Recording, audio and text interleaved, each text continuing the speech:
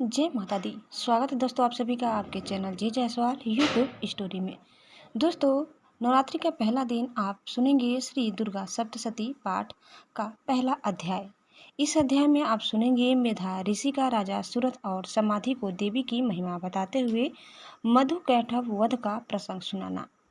महर्षि मार्कंडे बोले, सूर्य की पुत्र सावर्णी की उत्पत्ति की कथा विस्तार पूर्वक कहता हूँ, सुनो।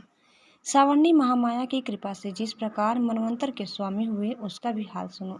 पहले स्वरोचिस नामक राज्य था। वह प्रजा को अपने पुत्र के समान मानते थे, तो भी कोलाबिंधुंसी राजा उनके शत्रु बन गए।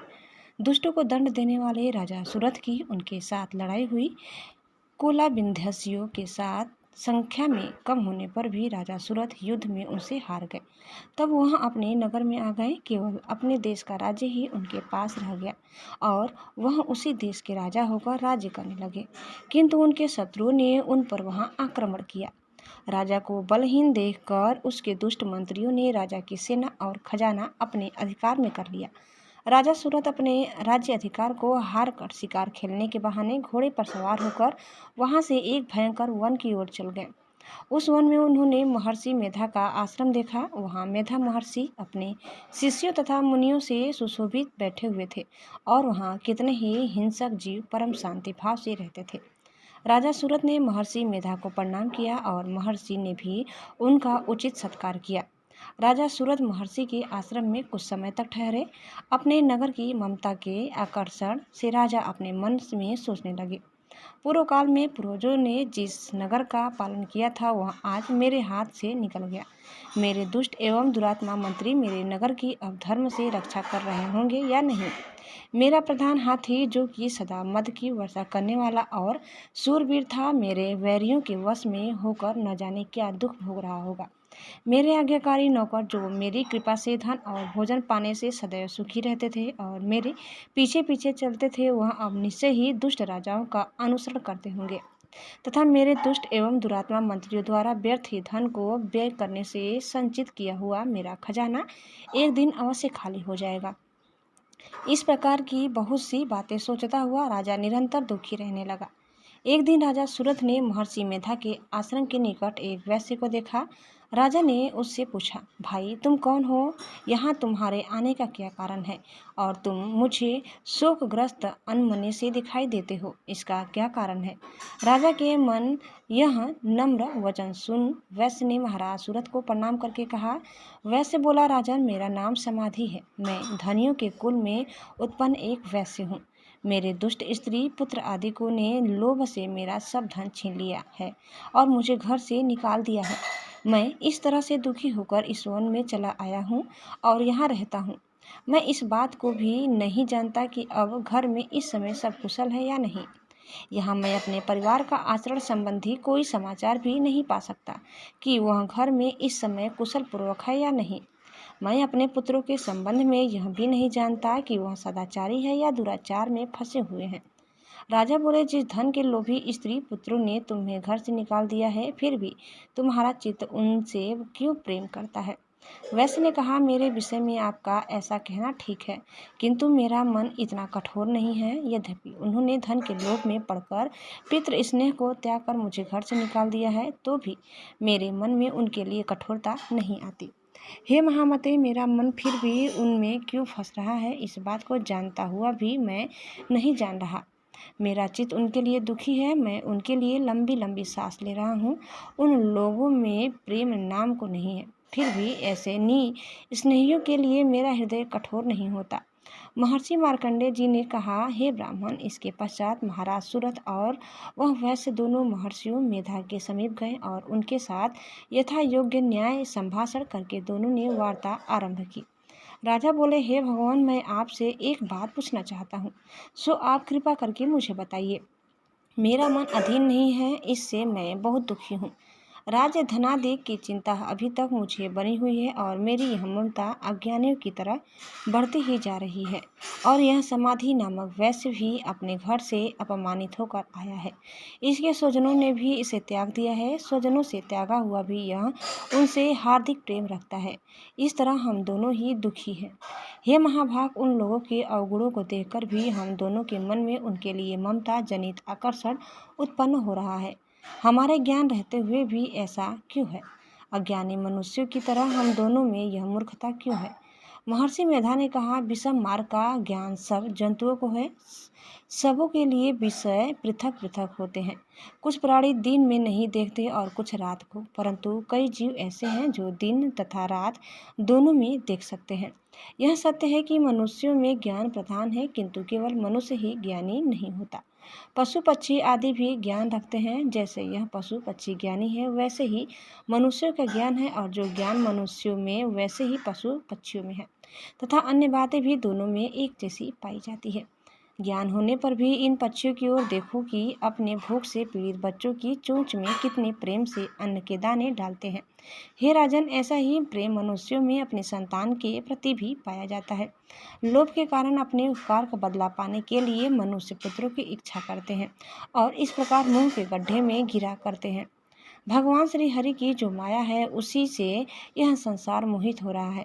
इसमें आश्चर्य की कोई बात नहीं, क्योंकि वह भगवान विष्णु की योग निद्रा है। यह माया ही तो है जिसके कारण संसार मोह में जकड़ा हुआ है। यही महामाया भगवती देवी ज्ञानियों के चित्त को बलपूर्वक खींचकर मुंह में डाल देती है और उसी के द्वारा संपूर्ण जगत की उत्पत्ति होती है। यही भगवती देवी प्रसन्न होकर मनुष्य को मुक्ति प्रदान करती है। यही संसार के बंधन का कारण है तथा संपूर्ण ईश्वरों की भी स्वामिनी है। महाराज सूरथ ने पूछा, भगवान वह देवी कौन सी है जिसको आप महामाया कहते हैं?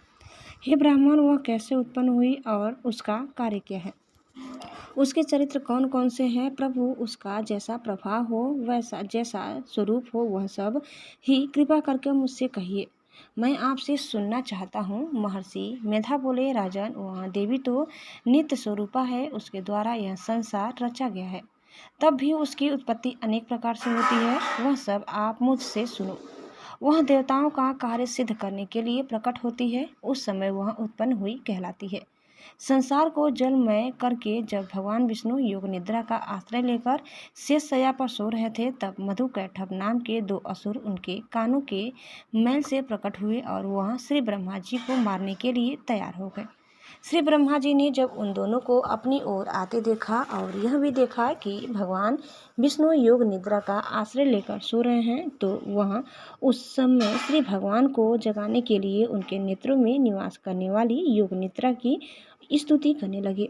श्री ब्रह्मा जी ने कहा, हे देवी, तुम ही स्वाहा, तुम ही स्वधा और तुम ही वष्टकार हो। स्वर भी तुम्हारा ही स्वरूप है। तुम ही जीवन देने वाली सुधा हो। नित्य अक्षर प्रणव में आकार उकार मकार, इन तीनों में माताओं के रूप में तुम ही स्थित हो। इनके अतिरिक्त जो विंद पथ अर्थ मात्रा है, जिसका कि विशेष रूप से उच्चारण नहीं किया जाता है, हे देवी, वह भी तुम ही हो। हे देवी, संध्या सावित्री तथा परम जननी तुम ही हो। तुम इस विश्व को धारण करने वाली हो। तुमने ही इस जगत की रचना की है और तुम ही इस जगत का पालन करने वाली हो। तुम ही कल्प के अंत में सबको भक्षण करने वाली हो। हे देवी, जगत की उत्पत्ति के समय तुम सृष्टि रूपा होती हो, पालन काल में स्थित रूपा हो और कल्प के अंत में संहार रूप धारण कर लेती हो। तुम ही महाविद्या, महामाया, महामेधा, महारात्रि और मोहरात्रि हो। श्री ईश्वरी और बोध स्वरूपा बुद्धि भी तुम ही हो। लज्जा, पुष्टि, तुष्टि, शांति और क्षमा भी तुम ही हो। तुम खड़ग धारिणी, शूल धारिणी, घोर रूपा तथा गदा, चक्र, शंख और धनुष को धारण करने वाली हो। बाण, सुषुम्डी और परिघ, यह भी तुम्हारे ही अस्त्र हैं। तुम सौम्य और सौम्यतर हो। यही नहीं, बल्कि जितनी भी सौम्य तथा सुंदर वस्तुएं इस संसार में है, उन सबसे बढ़कर सुंदर तुम हो। पर और अपर सबसे पर रहने वाली सुंदर तुम ही हो। हे सर्वस्वरूपे देवी, जो भी असत पदार्थ है और उनमें जो शक्ति है, वह तुम ही हो। ऐसी अवस्था में भला तुम्हारी स्तुति कौन कर सकता है? इस संसार की सृष्टि, पालन और संहार करने वाले जो भगवान हैं, उनको भी जब तुम निद्रा के वशीभूत कर दिया है, तो फिर तुम्हारी स्तुति कौन कर सकता है? मुझे भगवान विष्णु तथा भगवान शंकर को शरीर धारण कराने वाली तुम ही हो। तुम्हारी स्तुति करने की शक्ति किसमें है? हे देवी, तुम तो अपने इन उदार प्रभाव के कारण ही प्रशंसनीय हो। मधु और कैटभ जो भयंकर असुर है, इन्हें मुंह में डाल दो और श्रीहरि भगवान विष्णु को भी जल्दी जगा दो और उनमें इनको मार डालने की बुद्धि भी उत्पन्न कर दो। महर्षि मेधा बोले, हे राजन, जब श्री ब्रह्मा जी ने देवी से इस प्रकार स्तुति करके भगवान को जगाने तथा मधु और कैटभ को मारने के लिए कहा, तो वह भगवान श्री विष्णु ने विष्णु के नेत्र, मुख, नासिका, बाहु, हृदय और वक्ष स्थल से निकल ब्रह्मा जी के सामने खड़ी हो गई। उनका ऐसा करना था कि भगवान श्री हरि तुरंत जाग उठे और दोनों असुरों को देखा, जो कि अत्यंत बलवान तथा पराक्रमी थे और मारे क्रोध के, जिनके नेत्र लाल हो रहे थे और जो ब्रह्मा जी का वध करने के लिए तैयार थे। तब क्रुद्ध हो उन दोनों दुरात्मा असुरों के साथ भगवान श्री हरि पूरे 5000 वर्ष तक लड़ते रहे। एक तो वह अत्यंत बलवान तथा पराक्रमी थे, दूसरे महामाया ने भी उन्हें मुंह में डाल रखा था। अतः वह श्री भगवान से कहने लगे, हम दोनों तुम्हारी वीरता से अत्यंत प्रसन्न हैं। तुम हमसे कोई वर मांगो। भगवान ने कहा, यदि तुम मुझ पर प्रसन्न हो तो अब तुम मेरे हाथों से मर जाओ। बस इतना सा ही वर मैं तुमसे मांगता हूँ।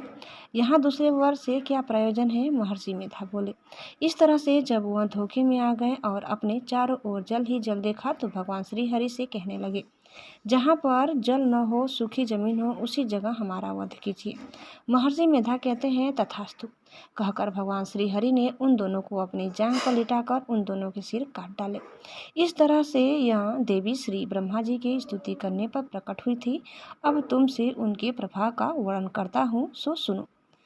दोस्तों, यह पहला अध्याय यहीं समाप्त होता है। आपको हमारी आज की यह दुर्गा सप्तशती पाठ कैसा लगा कमेंट करके ज़रूर बताइए, और चैनल में नए हैं तो प्लीज़ लाइक, शेयर, सब्सक्राइब करना न भूलें। धन्यवाद। जय माता दी।